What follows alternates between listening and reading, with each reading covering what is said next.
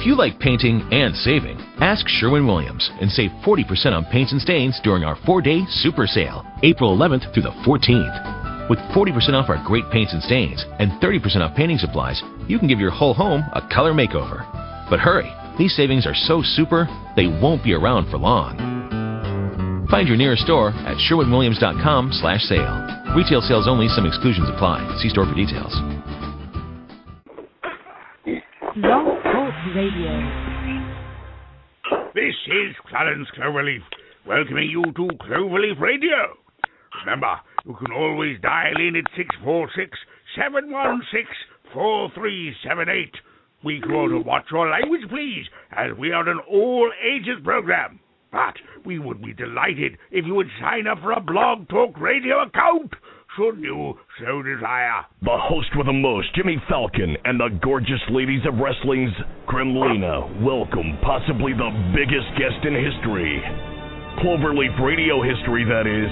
Nope, it's not Medusa the Snake Woman, or even Bert and Ernie. It's Eddie Munster, Butch Patrick. Join Cloverleaf Radio for this magnificent show of shows on September 25th, 2013, 5 p.m. Central, 3 p.m. Pacific, and 6 on the Eastern Coast. It's worth checking out everything you hear, but you wouldn't just believe anyone. So here I am, the long, mysterious Cloverleaf VO guy, giving you the lowdown. Special thanks to EM at Onyx Moon Agency. www.onyxmoonagency.com and www.blogtalkradio.com/Cloverleaf Radio. Be there. Alrighty, we're back, and I am the host with the most, Jimmy Falcon. Grimlina's by my side, and Butch Patrick's on with us. Awesome! Yes, I am. Hello. Wow, Butch, isn't this a huge honor for you? I mean, isn't this just the biggest honor of the whole year for you? Absolutely, guys. Thank you. Well, we Jim, really thank you as well. Real quick? Oh, God, hurry up, Grimlina. Don't take over. Butch, somebody wanted me to do hello and said they've been enjoying your conversation. Steve Perry from Rhode Island Comic-Con told me to say hi. Oh, the Rhode Island Comic-Con, yeah. I might be up there next year sometime. A friend of mine was talking to the promoter of that. I'm looking forward to it.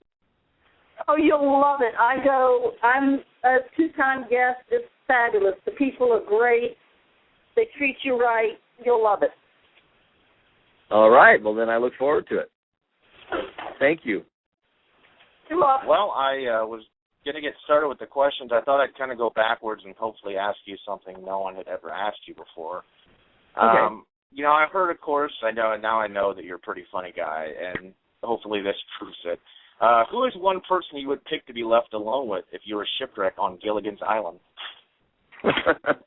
Well, if it was back in the Gilligan's Island heyday, it would be Don Wells. Oh, my gosh. I'm sure a lot of people could agree to that one. Absolutely. And I know that you're, only in your mid-20s, wink, wink, but you still have some problems with acne, I've heard, which I was really bad as a kid, and it's getting a little better. I mean, how were you able to get past this when you were in your prime on the Munsters? Just take the makeup off and use a good stringent.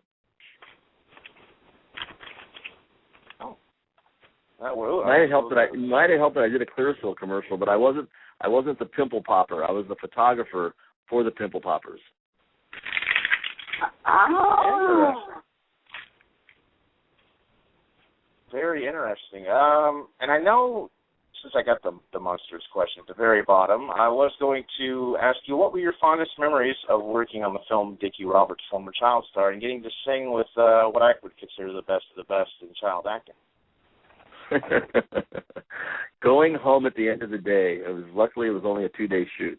It was a lot. Actually, the fun part was seeing a lot of old friends all in one place. Oh, yeah, I mean, gosh, Danny Bonaducci and the Lost Boys. I think I can't even remember them all. It was so much, quite a few years ago, I guess. So, Actually, what was a good thing about that day is I never met David Spade before, and he and I had lunch together, and it was fun talking to him about his career because he's done a lot of things that I really enjoyed. So he was very nice, and that was probably made the trip worthwhile. Wow, that's very cool. I've heard mixed feelings on him, but I mean, for the most part, they've all been good. So I guess you got to stick with the good in people and forget about the possible naysayers. Mhm. Grimlina, do you have a comment or another question or? Yeah. Because I have a ton, I'll give them to you. I'll give you one. Thank you, darling. You were such a big part of my childhood. Jimmy saw you in reruns. I was there because I was born in '64. And I saw it, not from the beginning, but I was there. I had a crush on Eddie Munster as a kid. I thought you were adorable. Well, thank you very much. It was. I have a lot of people come up and say they had a crush on Eddie Munster. I guess a lot of people were lonely and watching television. Well, yeah, true. But no, I mean, the way you did the character, it was just adorable. And thank you. It helped me years later when I developed the Gremlin character. I didn't want to be. I know I was supposed to be evil and vicious, but I took a page out of your book. A mean character can be cute and cuddly and nice too, and it really works. And yeah, he was a regular. He was a regular kid, you know. Yeah, and that's what was so endearing about him. And I just want to thank you for all the wonderful childhood memories. And I wanted to ask you, and I'm going to steal this probably from Jimmy. How did you get the job on the Munsters? How did I get the job? Yes. Was that the question? Yeah, I was. I had done 2 series before that. I did a year of the original General Hospital in '62, and then I did a year of the Real McCoys in '63. And I was living I believe I was in Illinois, a little town called Geneseo near Moline. And I was living there with my grandmother, and they had looked at all the kids. They had actually gotten it down to a kid named Happy Thurman they had picked to be Eddie, and they just weren't happy apparently at the end. So they put Devon DiCarlo and myself, they flew me in for a screen test, and we both were hired on the spot. So that's how I came to be Eddie Munster. Awesome. Well, that's very cool. No, I actually didn't steal it, Grimlina. Mine's a little different, but oh well, we'll get there. I know that you're invited to be a guest at a lot of car shows, and I've heard you're actually a fan of a lot of different cars. What have been some of your favorite cars you've got to see at these shows, or that you have owned personally? Well, I've done a lot of car shows because the Munsters had the Munster Coach and the Dragula, and they were like the first hot rods on television. So they like to have me come out as a guest because most hot rodders enjoy the Munsters. But the fact for me, my first car was probably always my favorite. It was a '69 Mach 1 Mustang that I loved, and then after that, I got a 427 L88 Corvette back there in the early '70s. As far as all-time cars that I would like to own or get a hand on, I'd love to have a Hemi Cuda. Would be a wish list car, and maybe a GT40. Oh yeah, yeah. Yeah, I send cars down to Australia. I actually have a company called Munster Muscle, and we right now I've got a Cadillac Eldorado down there. I've got a Mustang convertible down there. I've got my Harleys there. 64 Ford 289 wagons down there. So I move a lot of cars to Australia as well. It's kind of like a sidebar / job for me. Wow. Cool. I don't know why I didn't see you having all these awesome vehicles in another country. I would not see. I don't know. I didn't see it, but that's really cool. Yeah, I went down there for a vacation, and while I was there visiting a friend, that's what he does for a living, and I sold the 2 cars I had at the time, which was a '65 Mustang and a '67 SS Impala. So those both brought good money, and I decided that this would be an interesting thing to do. I love the '67 Impala. Yeah, it was a nice car. It was white with a candy apple red interior with a nice stroker motor in it. It was a fast car. It was pretty cool. Oh, my baby! Yeah, I love. I thought I would mention, Butch, that I was able to meet George Barris last year out in Hollywood. I was able to attend the Adam West Walk of Fame ceremony, and I knew that he had something to do with some of the designs on Dragula and the Munster coach. I thought I'd throw that one. Yeah, no, he made them all. He made them all. In fact, he's going to be at a car show this Sunday with me here in Long Island. I see George quite often. He's a great guy, and one of the highlights of my childhood was when I would be able to leave the set, go out for lunch, and leave the lot, and go visit George at his shop back when I was doing the Munsters. And I saw Sonny and Cher's Mustangs being built, and Frank Sinatra's Stutz's, and Elvis's Cadillacs, and all that kind of stuff. George is great. Yeah, very down-to-earth guy, and I mean, very down-to-earth. Now, before I go into the Munsters, what's the most current project that you would like to discuss, or any upcoming signings or anything? We'd love to have a look. You can go to my website, which is munsters.com. Has all the signings and all my scheduling and stuff there. That's the easiest way for people to find that. But what I really am excited about is yesterday was the 49th anniversary of the Munsters airing on CBS, September 24th. And what I'm working on right now is for next September 24th, we're going to release a book, and it's going to be a coffin table book, which is going to be nothing but fans and the stories from the fans about what the Munsters meant to them. We're going to have 13 chapters with 13 stories per chapter, playing on the address that everybody knows as 1313 Mockingbird Lane.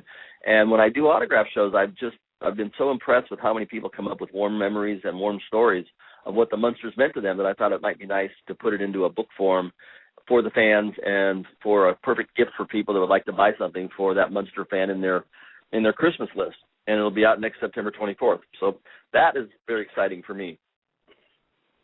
That's going to be awesome. A definite must get. Well, it'll be great. You know, what we're going to do is we'll have the input from the fans, as I said. Everybody, even if I don't use their story, I'm going to acknowledge them in the back of the book. There's going to be several pages of people who submitted stuff, even if it doesn't work, which is good. The fact that it's going to be a coffee table book and be called a coffin table book, obviously.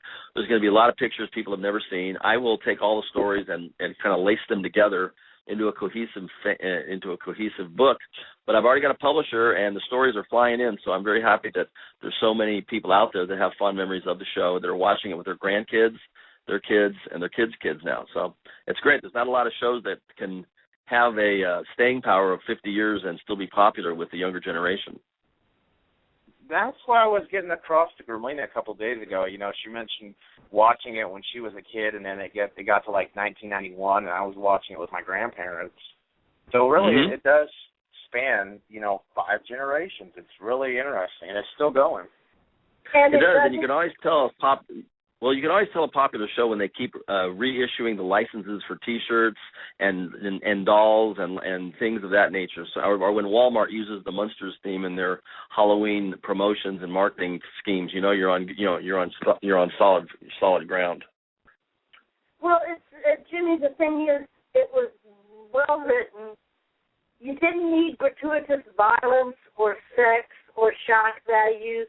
It was something the whole family could sit around and watch in the evenings or afternoons.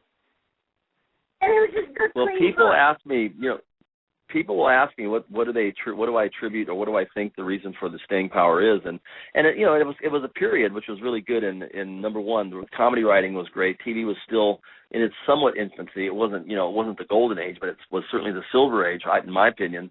And the writers were writing such great scripts because everything could be written for, like, I call them escapism shows, which were, I did 2 Mr. Eds, I did a My Favorite Martian, I did an I Dream of Jeannie, I did the Munsters. So these were shows that obviously weren't based in reality. Bewitched, My Mother the Car, all these type of shows were just written for pure entertainment value by very smart writers who were early in their careers that were writing for some very good shows.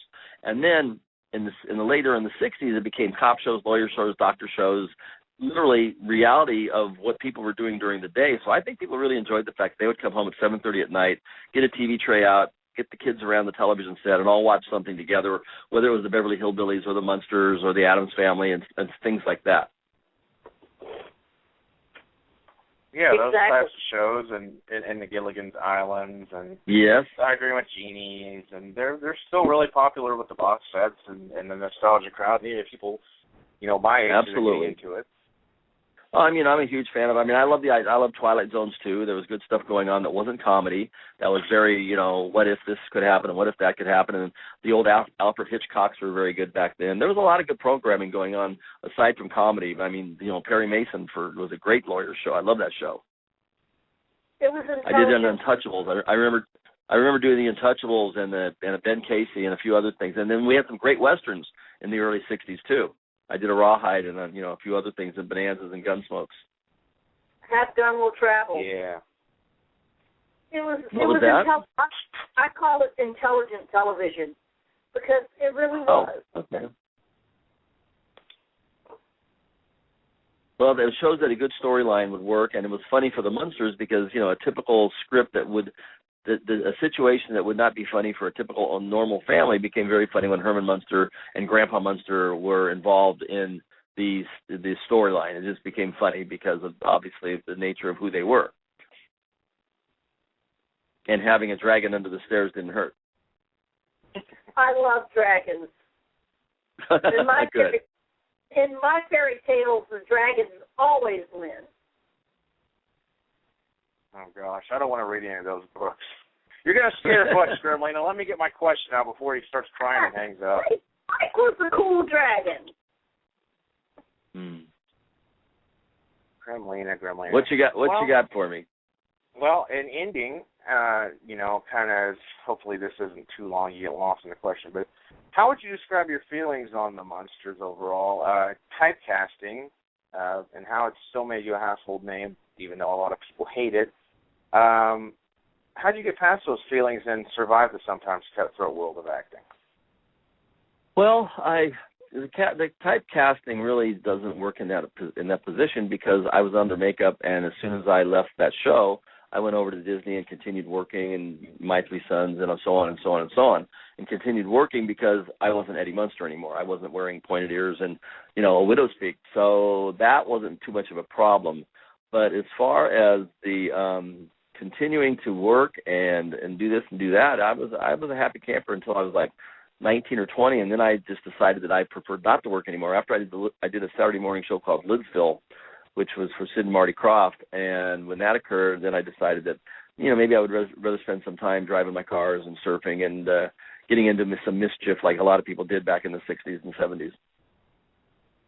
Nothing wrong with that.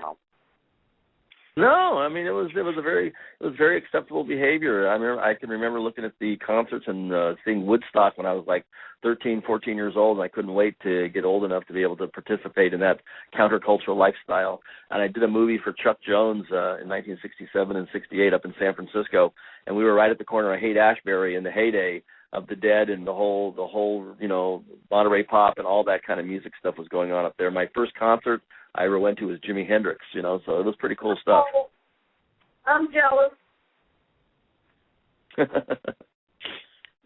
Well, Gremlina, I'll drag out the DeLorean. We'll go back to the future and you can go see Jimi Hendrix. You gonna be happy? Hey, I would be happy to go back to the 70s and 80s anytime you ask me, my brother, because to me, those were the decades. Yeah, they were good times.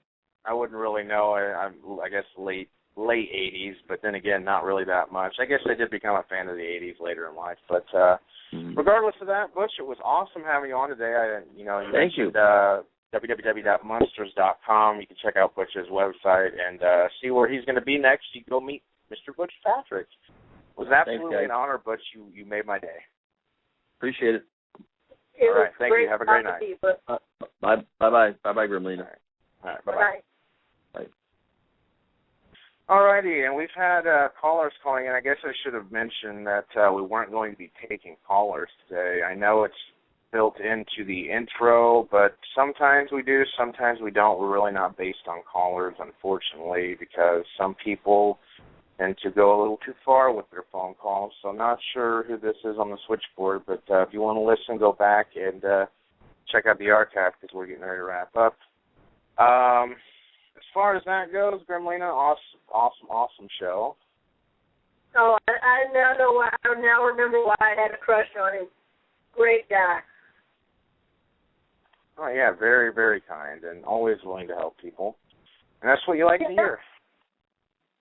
Hey, I don't think you've had a bad day. Well, not a bad one necessarily. September 26th, that's tomorrow. I think it's the last show we're going to have for a few days.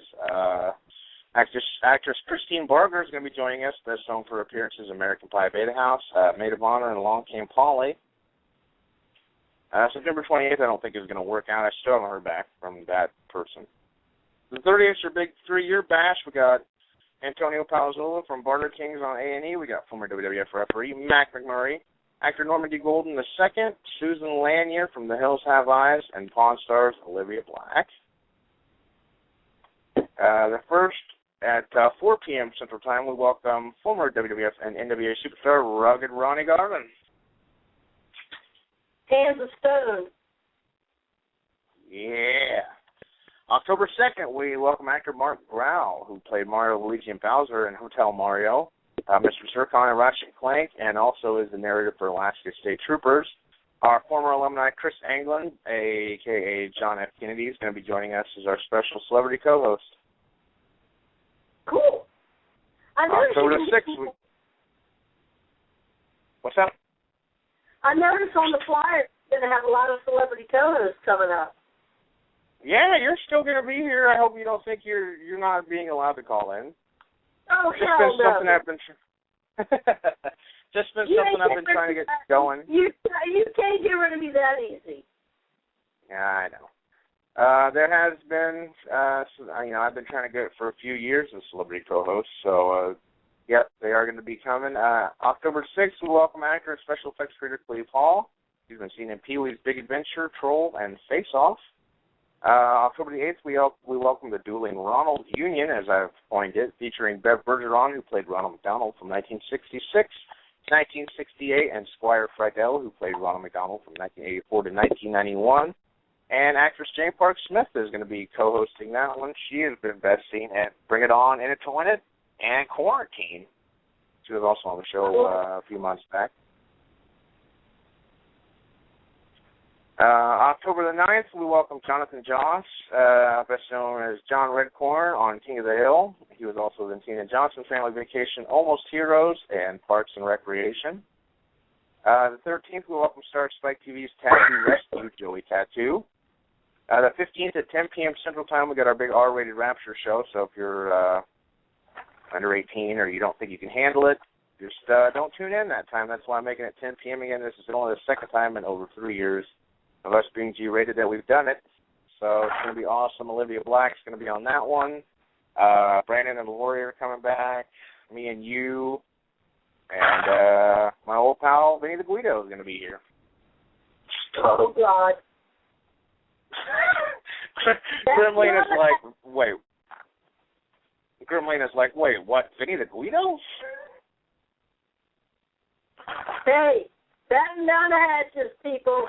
It's not called R-rated. Oh, yeah. You can't have a G-rated show and bring on the Underground King of Internet Radio. I mean, Vinny's going to go off. He's just bound to. The 16th, we have our classic Cloverleaf replay from 2008 with Rage Mike Miller. The very first show I ever did. I'm actually going to play it all the way through, and feel free to critique me, Grimlina. Holly Maxwell from the Ike Turner Review is also going to be returning on that show. The 18th, we got rapper Roulette Delgato, who's going to be talking about being born in the pen. So that's going to be really interesting to listen about how you can be born in prison and still make something of yourself. And the last scheduled show for now, October 20th, actor Mark Thompson, best known for numerous film and television shows, a radio show, and for work in The Princess Diaries and Rocky V, among others. So there you go. We're jam-packed, you know. You know it. We are always jam-packed. I appreciate it. I was talking to Steve in Rhode Island. You know what might be best? I may get you to get Corey or somebody to make up a flyer with contact information for you, and I'll give out flyers to people I meet up in Rhode Island, potential guests. That'd be cool. That'd probably be a lot easier than having to send you all these friggin' business cards, and I'm still waiting on my Hollywood shot glass. I'm sitting here looking at it. Hey. You always say that. I still have the copy of the Glow documentary that the producers sent to Rhode Island Comic-Con that we couldn't get to work last year, that I haven't returned yet, okay? It ain't just you, sweetie. It's all good. The 646 number keeps calling in, so I keep hanging up on them. It's like a little game. What number? 646, New York area, the same one we use as our guest call-in number.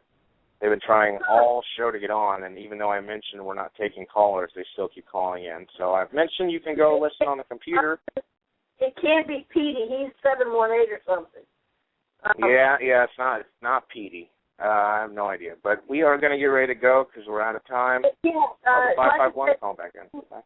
If you can get Corey or yourself or somebody to make up a real decent flyer with information on how to contact you if somebody wants to be a guest, and I'll put them at my table, and when I meet, because I'll probably be sitting with the wrestlers. So, I'll give Axe and Smash one, I'll give Kevin Nash one, I'll give Danny Davis one. I think we got Lynn Dykstra coming, Howard Finkel. I'll pass them out around.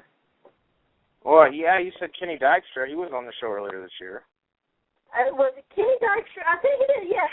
Kenny Dykstra is going to be sitting at the wrestling area with us, with Axe and Smash and Kevin Nash and Jimmy Superfly Axe and Smash and Kevin Nash.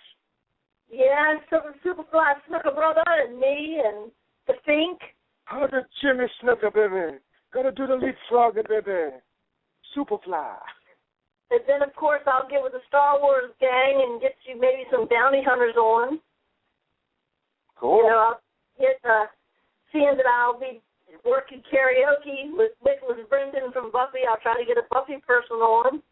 I'll see what I can do, but like I said, if you send me a flyer, and I know nobody at my work listens, so I can say this, I'll print them out in color on our good color printer up there.